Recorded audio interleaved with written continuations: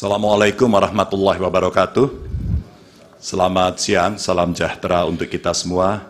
Yang sangat saya muliakan, Ketua Majelis dan seluruh anggota, termohon, pihak terkait, Bawaslu, dan teman-teman saya dari pemohon. Saudara-saudara sekalian yang sangat saya hormati, seluruh warga negara yang saya junjung tinggi. 79 tahun lalu, para bapak bangsa memproklamasikan kemerdekaan negara kita dengan keyakinan bahwa menjadi bangsa merdeka adalah jalan untuk mewujudkan semua bentuk kebaikan bagi kehidupan seluruh warga di negeri kepulauan ini. Sekarang kita berada dalam keprihatinan besar. Semua kepala yang berpikir kritis di antara kita, yang peduli pada kehidupan negara dan bangsa yang bermartabat, sedang mempertanyakan apakah negara ini bisa setia pada cita-cita luhur yang melandasi kelahirannya. Negara ini lahir dengan visi untuk menjunjung kemanusiaan, kesetaraan, dan keadilan. Dan setiap negara dengan visi mulia semacam itu niscaya menghendaki kepemimpinan yang sanggup menomorsatukan kepentingan dan kesejahteraan warga di atas kepentingan pribadi mereka yang berkuasa. Kita telah menjadi saksi bahwa pada satu titik dalam perjalanan bangsa ini, seluruh warga negara pernah dipersatukan oleh semangat yang sama untuk melakukan reformasi. Untuk apa? Untuk memperjuangkan hal yang sangat esensial bagi kehidupan berbangsa dan bernegara. Untuk mengkoreksi pemerintahan yang saat itu kita anggap melenceng, membelenggu kebebasan warga, menebar ketakutan, dan menjauhkan negara ini dari cita-cita luhurnya. Dan kita tahu bahwa reformasi bukanlah sesuatu yang kita dapatkan cuma-cuma. Saudara-saudara kita, kerabat kita, dan sahabat kita menjadi korban. Dan kita harus rela kehilangan mereka selamanya. Mereka mengikhlaskan hidup mereka agar negara ini benar-benar dijalankan dengan rasa hormat yang setinggi-tingginya kepada seluruh warga negara oleh pemerintahan yang mampu memikul amanat proklamasi. Hanya setelah reformasi kita bisa menikmati kebebasan menyuarakan pendapat. Hanya setelah reformasi kita menikmati demokrasi yang lebih bebas dan terbuka. Hanya setelah reformasi seluruh warga negara mendapatkan hak mereka untuk memilih pemimpin yang mereka percayai.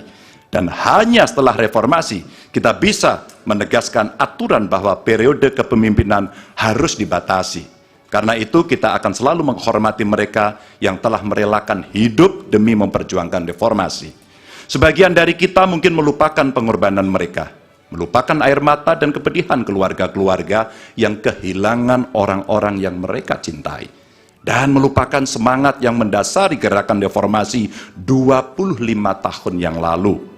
Kami berada di sini dengan niat sederhana, ialah mengingatkan orang-orang yang cepat lupa bahwa kita semua yang setia pada cita-cita reformasi akan selalu mengingat pengorbanan mereka dan menghidupkan semangat mereka di hati kami. Tugas besar kita hari ini adalah meneguhkan diri dan bersumpah kepada diri sendiri bahwa kematian mereka yang berjuang demi reformasi bukanlah kematian sia-sia. Kita harus bersatu untuk selalu merawat ingatan kita. Kepada mereka yang mudah lupa, kita perlu menegaskan bahwa kita selalu ingat akan harga yang harus dibayar untuk memperjuangkan tegaknya demokrasi di negara ini. Kita selalu ingat akan tanggung jawab yang melekat pada setiap generasi untuk mewariskan keteladanan yang luhur kepada generasi mendatang. Kita selalu ingat bahwa demokrasi bisa dinodai oleh mereka yang hanya mempedulikan kekuasaan dan mendahulukan kepentingan pribadi. Dan kita selalu ingat bahwa apa yang harus kita lakukan ketika situasi menghendaki, kita melakukan sesuatu. Maka hari ini kami menggugat. Dan lebih dari sekedar kecurangan dalam setiap tahapan pemilihan presiden yang baru lalu. Yang mengejutkan bagi kita semua adalah benar-benar menghancurkan moral, adalah menyalahgunakan kekuasaan. Saat pemerintah menggunakan segala sumber daya negara untuk mendukung kandidat tertentu, saat aparat keamanan digunakan untuk membela kepentingan politik pribadi, maka itulah saat bagi kita untuk bersikap tegas bahwa kita menolak semua bentuk intimidasi dan penindasan. Kita menolak dibawa mundur ke masa sebelum reformasi, kita menolak pengkhianatan terhadap semangat reformasi. Kami menggugat sebagai bentuk dedikasi kami untuk menjaga kewarasan, untuk menjaga agar warga tidak putus asa terhadap perangai politik kita, dan untuk menjaga impian semua warga negara tentang Indonesia yang lebih mulia. Dan bagi kami, ini impian yang harus kita kejar, agar setiap langkah kita meninggalkan jejak tak terlupakan bagi masa depan yang lebih baik. Terima kasih, dan Tuhan merahmati kita semua, Tuhan merahmati Indonesia. Wassalamualaikum warahmatullahi wabarakatuh. Waalaikumsalam.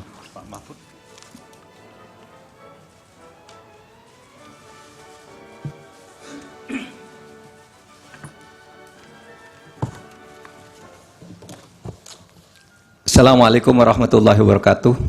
Ketua dan anggota Majelis Hakim yang mulia, saudara termohon dari KPU, pihak terkait dari kuasa hukum Paslon 2 dan saudara dari Bawaslu. Dalam perjalanannya yang mulia, MK Indonesia pernah memberi warna progresif bagi perkembangan hukum konstitusi di Indonesia dan pernah dinilai sebagai lembaga penegak hukum yang sangat kredibel. Harvard Handbook tahun 2012 seperti ditulis oleh Tom C. menilai MK Indonesia adalah salah satu dari 10 MK paling efektif di dunia. Studi tentang perjalanan masa lalu MK yang bagus pernah ditulis juga dalam beberapa jurnal ilmiah.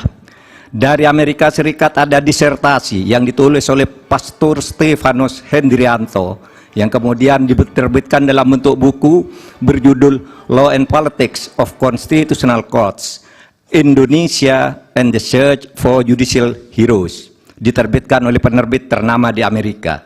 Dari IAIU Malaysia lahir disertasi karya Iwan Satriawan, Role of the Constitutional Court in Consolidating Democracy in Indonesia. Ada juga disertasinya Rifli Harun tentang hukum dan sengketa pemilu. Apresiasi terhadap MK Indonesia dalam keberaniannya membuat landmark decisions muncul dalam berbagai makalah forum ilmiah, jurnal akademik, dan berbagai media. Bahkan dalam konteks penyelesaian sengketa pemilu, Begawan Hukum Sacipto Raharjo pernah menulis tulisan di harian Kompas 14 Juli 2009 dengan judul Tribute untuk Mahkamah Konstitusi, yang di dalamnya mengatakan begini: mungkin kita perlu mendirikan sebuah monumen agar orang selalu mengingat bahwa Indonesia pernah memiliki Mahkamah Konstitusi yang bekerja dengan penuh penghormatan, tidak takut terhadap intimidasi. Harian Media Indonesia 7 Juli 2009 menulis editorialnya dengan judul Hormat untuk Mahkamah Konstitusi, yang alinea pertamanya dimulai dengan kalimat untung ada Mahkamah Konstitusi. Majelis Hakim yang mulia, salah satu kunci pernah banjirnya apresiasi terhadap MK adalah keberanian MK dalam membuat landmark decisions, keputusan monumental dengan berani menembus masuk ke relung keadilan substantif sebagai sukma hukum, bukan sekedar keadilan formal prosedural semata. Dalam hal pengujian undang-undang misalnya, teori OPL atau Open Legal Policy itu lahir atau sekurang-kurangnya secara resmi digunakan pertama kali oleh Mahkamah Konstitusi. Dalam hal pelaksanaan pemilu, MK memperkenalkan pelanggaran TSM yang kemudian diadopsi di dalam tata hukum kita. Mahaguru Hukum Tata Negara Profesor Yusril Iza Mahendra saat ikut menjadi ahli pada sengketa hasil pemilu 2014 dan bersaksi di MK pada tanggal 15 Juli mengatakan bahwa penilaian atas proses pemilu yang bukan hanya pada angka harus dilakukan oleh MK. Pandangan ini bukan pandangan lama, melainkan pandangan yang selalu baru, yang justru terus berkembang sampai sekarang, menjadikan MK hanya sekedar mahkamah kalkulator. Menurut Pak Yusril adalah justru merupakan pandangan lama yang sudah diperbarui sekarang. Di berbagai negara judicial activism banyak dilakukan oleh Mahkamah Konstitusi maupun Mahkamah Agung. Beberapa negara membatalkan hasil pemilu yang dilaksanakan secara curang dan melanggar prosedur seperti Australia, Ukraina, Bolivia, Kenya, Malawi, dan Thailand, serta beberapa negara yang satu disebut ada Belarusia yang dinilai sebagai shame institution atau institusi pengadilan palsu karena selalu diintervensi oleh pemerintah. Akhirnya kami tahu sungguh berat bagi MK dalam sengketa hasil pemilu ini. Pastilah selalu ada yang datang kepada hakim yang mulia untuk mendorong agar permohonan ini ditolak. Dan pasti ada pula yang datang yang meminta agar MK mengabulkannya. Yang datang mendorong dan meminta itu tentu tidak harus orang atau institusi, melainkan bisikan hati nurani yang datang bergantian di dada para hakim, yaitu bisikan yang selalu terjadi antara ammaroh dan mutmainnah. Saya memaklumi tidak mudah bagi para hakim untuk menyelesaikan perang batin ini dengan baik. Tetapi akhirnya kami berharap MK mengambil langkah penting untuk menyelamatkan masa depan demokrasi dan hukum di Indonesia. Jangan sampai timbul persepsi bahkan kebiasaan bahwa pemilu hanya bisa dimenangkan oleh yang punya kekuasaan atau yang dekat dengan kekuasaan dan mempunyai uang berlimpah. Jika ini dibiarkan terjadi, berarti keberadaan kita menjadi mundur. Kami berharap agar Majelis Hakim MK dapat bekerja dengan independen, penuh martabat dan penghormatan. Bagi kami yang penting bukan siapa yang menang, siapa yang kalah. Bagi kami, masalah ini adalah beyond election, melainkan harus merupakan edukasi kepada bangsa ini untuk menyelamatkan masa depan Indonesia dengan peradaban yang lebih maju melalui antara lain berhukum dengan elemen dasar sukmanya, yaitu keadilan substantif, moral, dan etika. Terima kasih Yang Mulia. Assalamualaikum warahmatullahi wabarakatuh. Waalaikumsalam.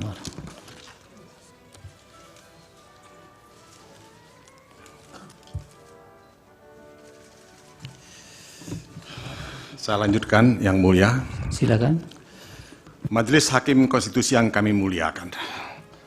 Kami berdoa semoga Majelis Hakim Konstitusi yang mulia diberikan kesehatan dan kekuatan dalam memeriksa sengketa hasil pemilihan umum Presiden dan Wakil Presiden 2024. Memeriksa dengan hati yang jernih dan berjalan dalam koridor konstitusi, hukum, dan moral yang menuntun kita semua. Izinkan kami yang mulia tidak mengikuti sistematika yang dibuat oleh Mahkamah Konstitusi. Kami ingin memulai dengan membaca sebagian dari petitum yang akan kami sampaikan, lalu diikuti dengan penjelasan mengapa kami melakukan hal ini. Ini memang tidak lazim, namun kami percaya bahwa Majelis Hakim yang mulia perlu memahami urgensi dari sengketa Pilpres 2024 ini dalam perjalanan kehidupan kita berbangsa dan bernegara, terlebih-lebih dalam perjalanan reformasi yang kita mulai sejak tahun 1999. Reformasi, sebagaimana kita ketahui, adalah titik balik sejarah setelah 32 tahun berada dalam pemerintahan otoriter Orde Baru, di mana demokrasi hanya hiasan bibir, di mana pemilihan umum hanyalah pro forma, di mana kecurangan pemilihan umum sudah menjadi norma, dan di mana hak berdemokrasi dipenggal oleh kebijakan otoritarian yang dikendalikan oleh pemerintahan militer, di mana masyarakat sipil hanya menjadi pelengkap penderita. Reformasi adalah masa depan Indonesia. Masa depan demokrasi, supremasi hukum, hak asasi manusia, pluralisme, dan kesejahteraan. Inilah tujuan akhir reformasi. Sayangnya, bukannya kita semakin melangkah maju mencapai tujuan reformasi, tetapi kita tergagap-gagap dan melangkah mundur jauh ke belakang.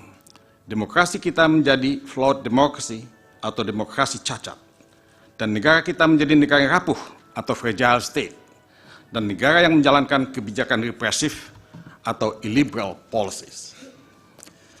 Kita mesti kembali ke tekad reformasi yang kita canangkan tahun 1999. Kita mesti menegakkan kembali demokrasi, supremasi hukum, hak asasi manusia, pluralisme, dan kesejahteraan sosial.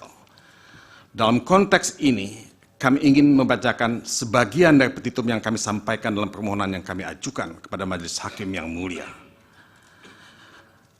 Petitum tersebut adalah yang ketiga, mendiskualifikasi Haji Prabowo Subianto dan Gibran Rakabuming Raka selaku pasangan calon peserta pemilihan umum Presiden dan Wakil Presiden tahun 2024. Yang keempat, memerintahkan kepada Komisi Pemilihan Umum untuk melakukan pemungutan suara ulang untuk pemilihan presiden dan wakil presiden tahun 2024 antara Haji Anies Rashid Baswedan, Haji Muhaimin Iskandar sebagai pasangan calon nomor urut 1, dan Ganjar Pranowo dan Profesor Mahfud MD selaku pasangan calon nomor urut 3 di seluruh tempat pemungutan suara di seluruh Indonesia selambat-lambatnya pada tanggal 26 Juni 2024. Majelis Hakim yang kami muliakan, petitum ini kami bacakan di awal karena kami ingin meminta perhatian Majelis Hakim Konstitusi yang mulia untuk melihat urgensi perkara perselisihan hasil pemilihan umum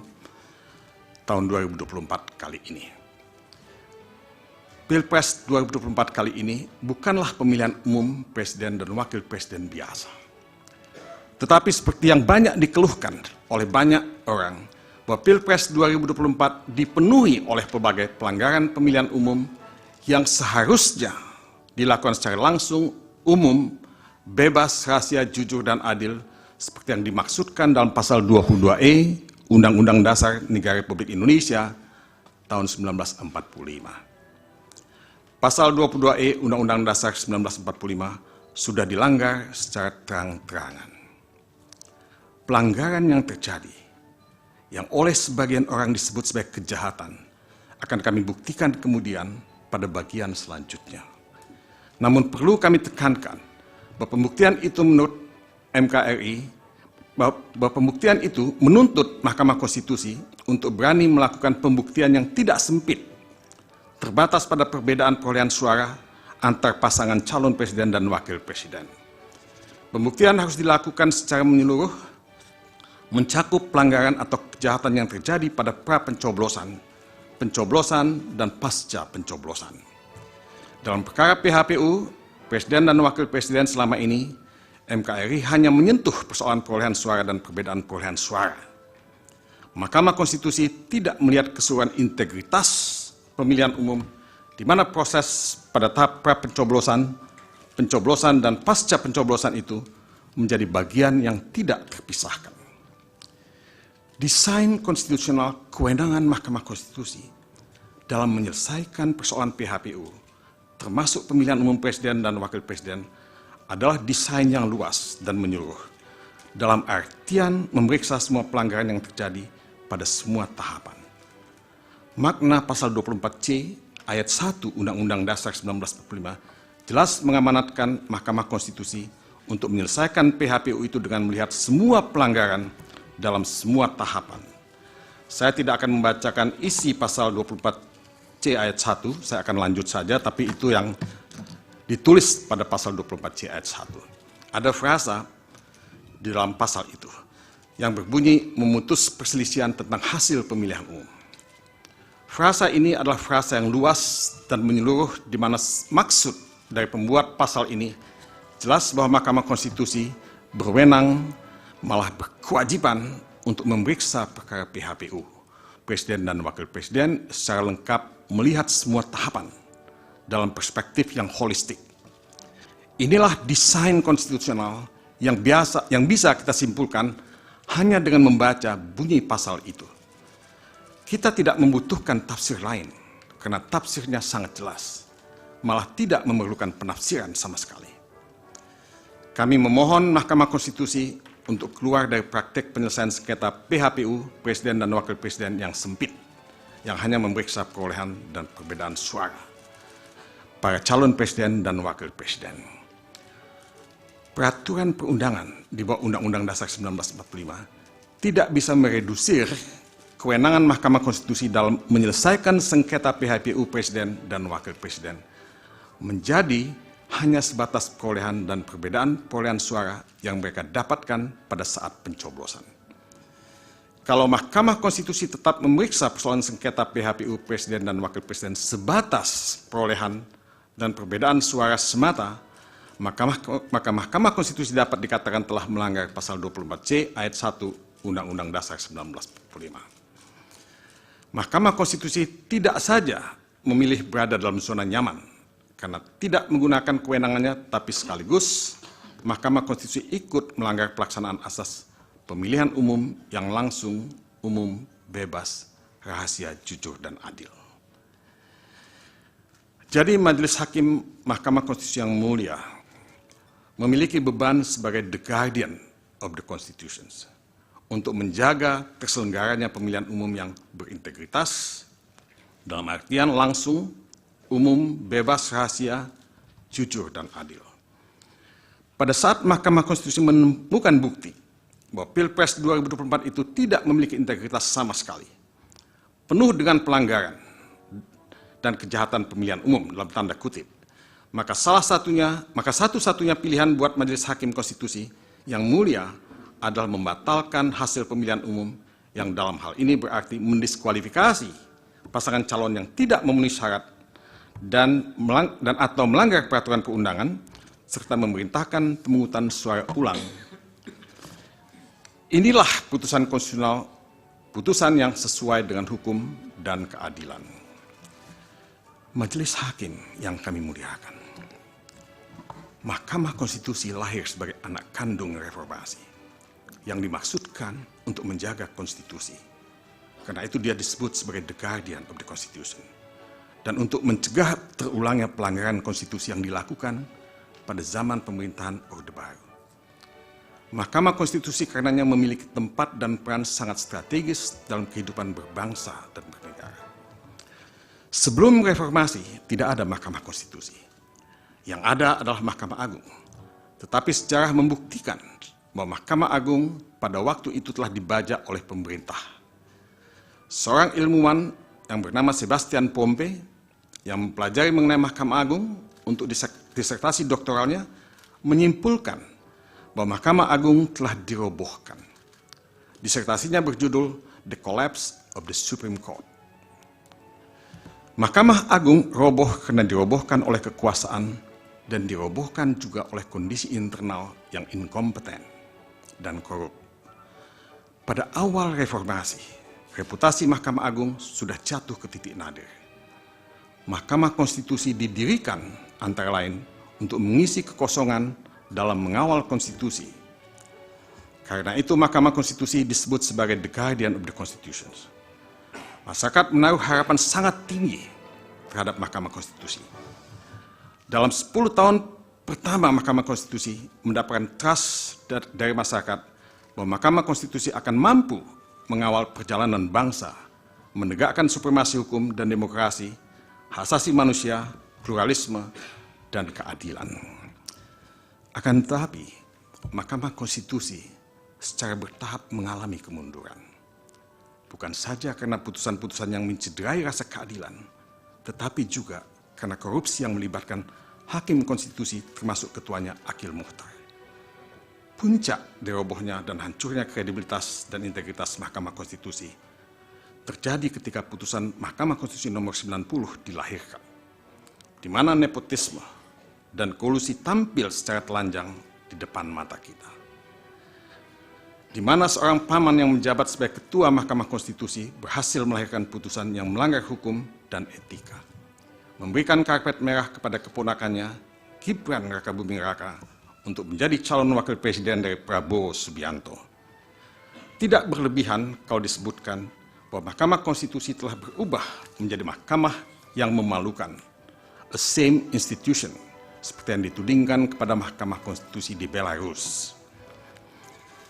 Majelis Hakim yang kami muliakan, membaca putusan Majelis Kehormatan Mahkamah Konstitusi, selanjutnya disebut MKMK, nomor 02 tahun 2023, yang menyatakan bahwa semua hakim konstitusi terbukti melanggar etika, jelas sangat membuat semua kita sedih dan marah. Secara etika seharusnya mereka semua harus mengundurkan diri sebagai hakim konstitusi. Tetapi mereka tidak mundur dari posisi mereka karena pelbagai alasan. Dalam kaitan ini, patut ditambahkan pula bahwa Hakim Konstitusi Anwar Usman yang diberhentikan dari posisinya sebagai Ketua Mahkamah Konstitusi, sekarang malah mencoba merebut kembali posisinya sebagai Ketua Mahkamah Konstitusi melalui gugatan tata usaha negara ke Pengadilan Tata Usaha Negara. Kita semua hanya bisa mengelus dada sambil berbisik dalam hati, how low can you go? Bisa dipahami kalau Mahkamah Konstitusi terjebak dalam situasi yang sulit. karena menjadi bagian dari kekuasaan politik, menjadi alat politik. Mahkamah Konstitusi berada dalam situasi yang sangat sulit karena hancurnya reputasi dan kepercayaan publik, karena demoralisasi yang melanda hati nurani mereka. Keadaan ini membuat mereka malu dan terhina sebagai bengawan hukum yang seharusnya dilihat sebagai the guardian of the Constitution. Mereka terjebak dalam satu situasi di mana Mahkamah Konstitusi mengalami intervensi politik, mengalami politicization of judiciary, bukan judicialization of politics, seperti yang dikatakan oleh Ram Hirsi. Tugas Mahkamah Konstitusi sekarang adalah berebut kembali wibawa dan harga dirinya setelah dihancurkan oleh kekuasaan dan oleh demoralisasi dalam tubuh para hakim konstitusi. Mahkamah Konstitusi mesti bangkit, mesti melawan, mesti kembali memanggul konstitusi, sebagaimana yang diamanatkan oleh Undang-Undang Dasar 1945 dan Undang-Undang Nomor 24 Tahun 2003 tentang Mahkamah Konstitusi, sebagaimana terakhir kali diubah melalui Undang-Undang Nomor 7 Tahun 2020. Sekaranglah waktu untuk Mahkamah Konstitusi merebut kembali wibawa dan harga dirinya yang sama, yang sirna. Sekaranglah waktu Mahkamah Konstitusi menunjukkan kepada rakyat bahwa Mahkamah Konstitusi berhasil merebut kembali peran dan reputasinya sebagai Mahkamah Konstitusi yang sesungguhnya, a truly constitutional court. Bukan mahkamah keluarga, bukan mahkamah kalkulator, bukan perpanjangan tangan kekuasaan, dan bukan a same institution. Majelis Hakim yang kami muliakan.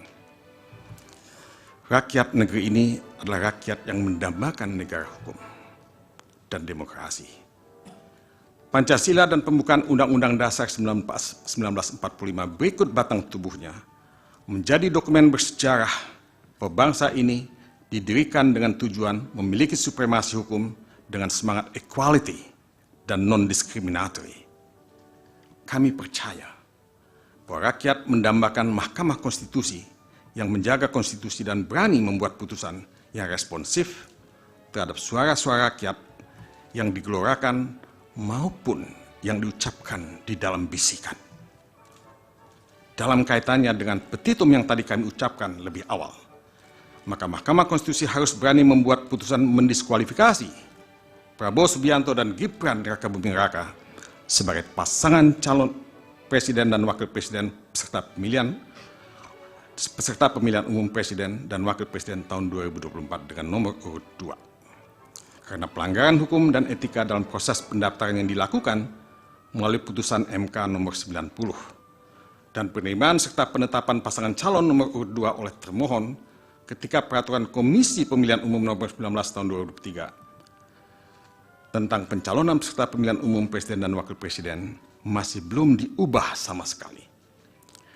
Di sini telah terjadi manipulasi hukum yang dilakukan baik oleh Mahkamah Konstitusi maupun termohon yang tanpa memperhatikan peraturan perundangan secara serta-merta memperlakukan putusan Mahkamah Konstitusi nomor 90 secara sewenang-wenang atau arbitrary. Mari kita baca pemikiran dari advokat Yusril Issa Mahendra. Dua hakim yang setuju dengan alasan berbeda atau concurring opinion jika diteliti lagi, maka jawabannya adalah menolak atau dissenting opinion. Sehingga lanjutnya ada 6 hakim yang dissenting opinion terhadap aturan dan hanya 3 orang hakim setuju. Di sini saya bilang terjadi penyeludupan hukum. Ini diucapkan oleh advokat Yusril Issa Mahendra. Meskipun analisis dari advokat Yusril Issa Mahendra berbeda dengan analisis pemohon di dalam permohonan ini, di mana pemohon dalam pokok perkara akan menjelaskan bahwa putusan Mahkamah Konstitusi nomor 90 merupakan plurality decision, karena suara mayoritas hakim terbelah dan karenanya perluasan makna pasal 169 huruf Q Undang-Undang nomor 7 tahun 2017 tentang pemilihan umum sebagaimana diubah melalui peraturan pemerintah pengganti Undang-Undang nomor 1 tahun 2022 harus dilihat pada lingkup yang paling sempit, yaitu sepanjang syarat usia 40 tahun atau berpengalaman sebagai gubernur. Namun kami menyetujui apa yang dikatakan oleh advokat Yusril Issa Mahendra, bahwa terdapat penyeludupan hukum yang secara terang-terangan dilakukan di muka publik tanpa rasa malu. Lebih jauh, putusan Mahkamah Konstitusi nomor 90 telah secara nyata disebut sebagai putusan yang dibuat oleh Hakim MK RI yang melakukan pelanggaran berat prinsip ketidakberpihakan dan telah mencoreng reputasi Mahkamah Konstitusi. Putusan MK nomor 02 MK L/11/2023 menyatakan bahwa berkenaan dengan pelanggaran kode etik dan perilaku hakim yang telah terbukti dilakukan oleh hakim terlapor, Majelis Kehormatan menilai bahwa perbuatan yang dilakukannya adalah penyimpangan yang melenceng jauh dari koridor lurus yang ditetapkan oleh Sabta Karsa Utama sebagai rambu-rambunya. Perbuatan yang ikut serta mengadili dan memutus perkara dengan potensi benturan kepentingan dan kemudian putusan dimaksud memberi keuntungan kepada kerabatnya merupakan pelanggaran berat prinsip ketidakberpihakan. Perilakunya pun telah mencoreng reputasi Mahkamah Konstitusi yang digadang-gadang memiliki citra sebagai institusi. Imbasnya, pelanggaran yang dilakukan hakim terlapor pun membuat pudar kepercayaan publik kepada MK. Padahal dalam waktu dekat MK dihadapkan oleh persoalan maha dasar untuk menyelesaikan persoalan perselisihan hasil pemilihan umum yang syarat dengan kepentingan politik. Termohon sebagai penyelenggara pemilu memperburuk pelanggaran hukum yang terjadi ketika menerima dan menetapkan pasangan calon nomor urut 2. Padahal PKPU nomor 19 belum sama sekali diubah. Rezim PKPU nomor 19 tahun 2023 masih mensyaratkan usia 40 tahun untuk dipenuhi oleh calon presiden dan wakil presiden. Ironisnya, termohon merasa tidak perlu mengubah PKPU nomor 19 tahun 2023 terlebih dahulu untuk menerima dan menetapkan pasangan calon nomor urut 2. Termohon dengan demikian secara sengaja, by intention, melanggar ketentuan perundang-undangan dengan telanjang. Jadi pendaftaran pasangan calon nomor urut 2 harus dikatakan mengandung cacat juridis dan harus dibatalkan atau voidable. Bisa dimengerti kalau para komisioner termohon dilaporkan ke Dewan Kehormatan Penyelenggara Pemilu atau DKPP. Dan DKPP pun telah menyatakan termohon melanggar etika dan memberikan peringatan keras tertulis kepada Ketua KPU Hashim Asyari. Saya tidak membacakan apa yang ditulis oleh DKPP. Tapi itu diberikan peringatan keras terakhir. Sangat jelas bahwa pendaftaran dan penetapan pasangan calon nomor urut 2 melanggar hukum dan etika, cacat prosedural, dan harus dibatalkan. Tetapi harus ditambahkan pula bahwa keseluruhan proses pemilihan umum dalam hal ini Pilpres 2024 penuh dengan pelanggaran yang serius yang harus dikategorikan sebagai pelanggaran yang sifatnya terstruktur, sistematis, dan masif atau TSM. Badan Pengawas Pemilihan Umum atau Bawaslu pada tanggal 15 Februari 2024, sehari setelah pencoblosan, mengeluarkan siaran pers yang intinya menyatakan ada 19 masalah pada pemungutan dan penghitungan suara Pilpres 2024 yang diantaranya terdiri dari ada 37.466 tempat pemungutan suara, selanjutnya disebut TPS, yang mengalami pembukaan pemungutan suara di atas pukul 7 waktu setempat. Ada 12.284 TPS di mana alat bantu disabilitas netra tidak tersedia. Ada 10.496 TPS di mana logistik pemungutan suara tidak lengkap. Ada 8.219 TPS di mana pemilih khusus menggunakan hak pilihnya tidak sesuai dengan domisili KTP elektronik. Ada 6.084 TPS di mana terdapat surat suara tertukar. Ada 5.449 TPS di mana KPPS tidak menjelaskan tata cara pelaksanaan pemungutan dan penghitungan suara.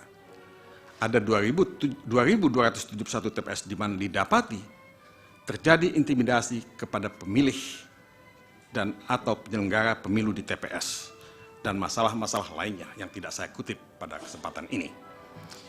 Majelis Hakim yang kami muliakan, semua masalah yang dikemukakan oleh Bawaslu di atas bukanlah masalah sepele.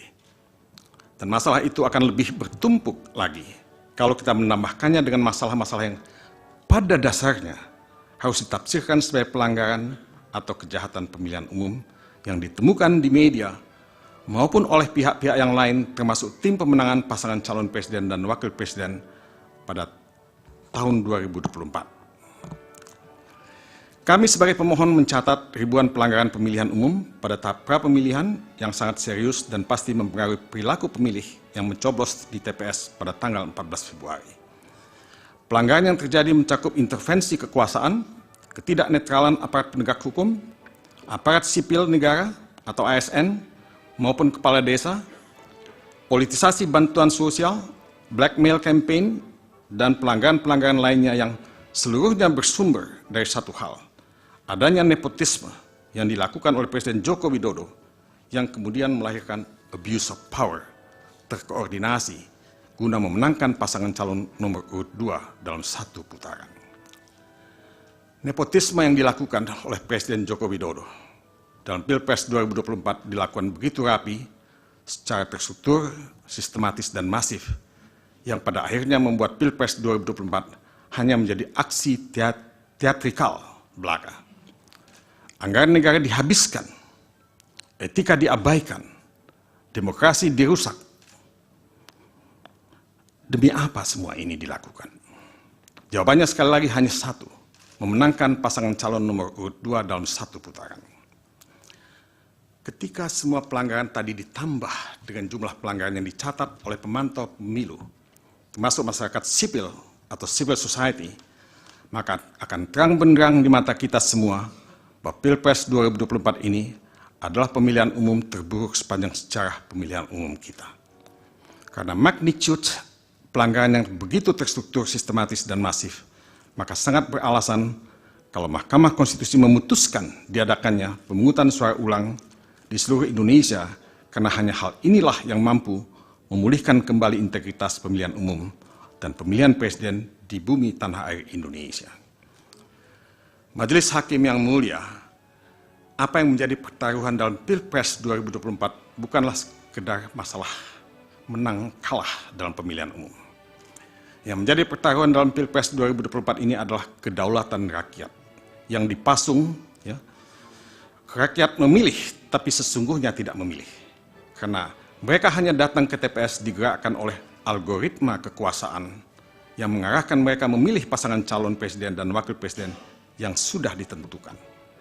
Algoritma ini kemudian masuk pada aplikasi information technology atau IT yang digunakan oleh termohon dan juga aplikasi quick count yang dipakai oleh lembaga survei.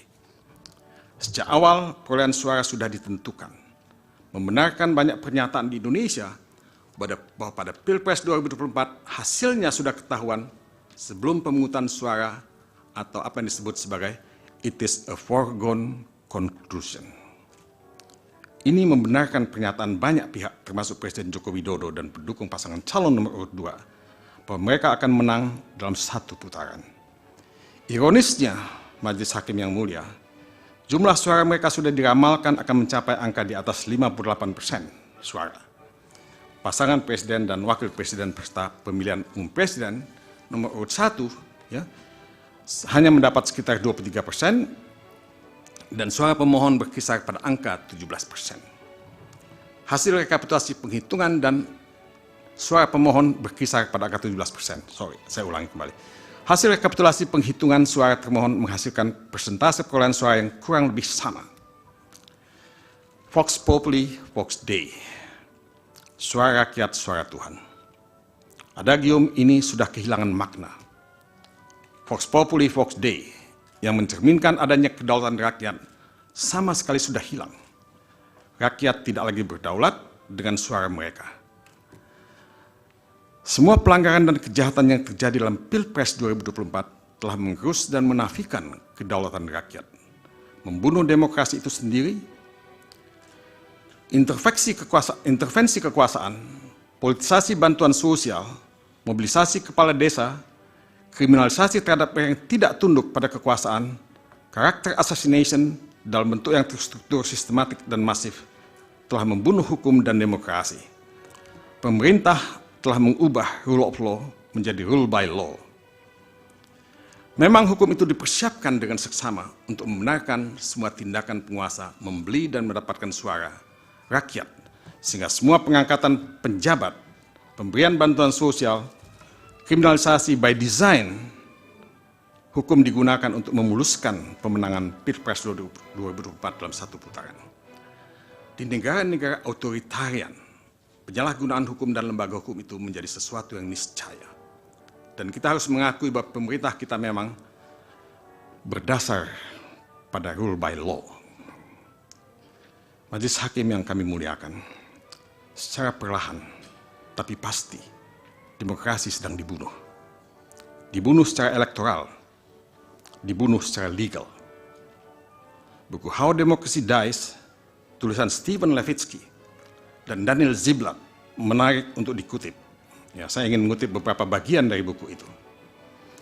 Sebetulnya bahasa Inggrisnya lebih pas ketimbang terjemahannya. Ya. Democracies may die at the hands not of generals but of elected leaders, president or prime ministers who suffered the very process that brought them to power. Some of these leaders dismantled democracy quickly, as Hitler did in the wake of the 1933 Reichstag fire in Germany. More often though, democracies erode slowly in barely visible steps. Saya tidak begitu happy dengan penerjemahannya, tapi saya baca saja. Demokrasi bisa mati bukan di tangan jenderal, melainkan di tangan pemimpin terpilih, apakah itu presiden atau perdana menteri yang membajak proses yang membawa mereka ke kekuasaan.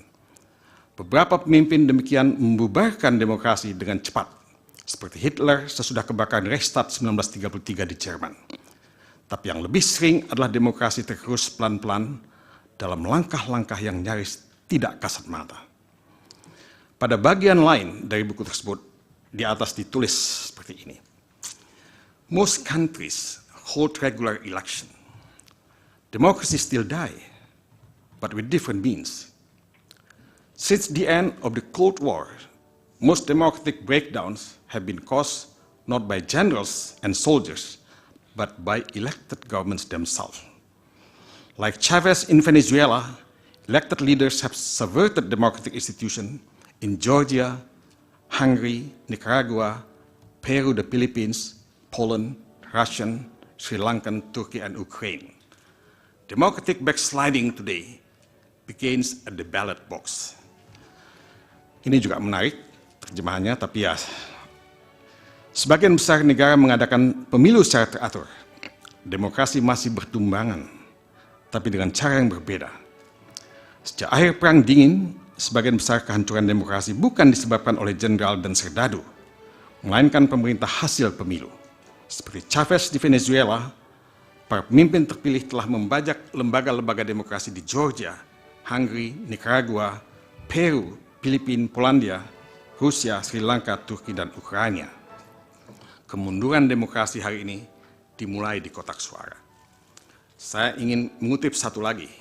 Kutipan di bawah ini menyimpulkan apa yang terjadi yang sebetulnya juga terjadi di negeri kita tercinta ini. Many governments' effort to subvert democracy are legal, in the sense that they are approved by the legislators or accepted by the courts. They may even be portrayed as efforts to improve democracy, making judiciary more efficient, combating corruption, or cleaning up the electoral process. Newspapers still publish, but are bought off or bullied into the self-censorship. Citizens continue to criticize the governments, but often find themselves facing tax or other legal troubles. They show public confusion. People do not immediately realize what is happening. Many continue to believe they are living under a democracy. Artinya, banyak upaya pemerintah membajak demokrasi itu legal, dalam arti disetujui lembaga legislatif atau diterima lembaga yudikatif. Boleh jadi upaya-upaya itu bahkan digambarkan sebagai upaya memperbaiki demokrasi, membuat pengadilan lebih efisien, memerangi korupsi, dan membersihkan proses pemilu. Koran-koran masih terbit, tapi sudah dibeli atau ditekan sehingga menyensor diri. Rakyat terus mengkritik pemerintah, tapi lantas menghadapi masalah pajak atau hukum lainnya. Timbul kebingungan publik. orang tidak langsung menyadari apa yang terjadi. Banyak yang percaya bahwa mereka masih hidup dalam demokrasi. Majelis Hakim yang mulia, apakah demokrasi kita sudah mati? Demokrasi kita masih belum mati. Tapi demokrasi kita bisa mati kalau kita tidak berbuat sesuatu untuk menyelamatkan demokrasi. Mahkamah Konstitusi memanggul beban di pundaknya untuk menyelamatkan demokrasi, dan perkara sengketa Pilpres 2024 ini adalah pintu masuk untuk Mahkamah Konstitusi membantu menyelamatkan demokrasi.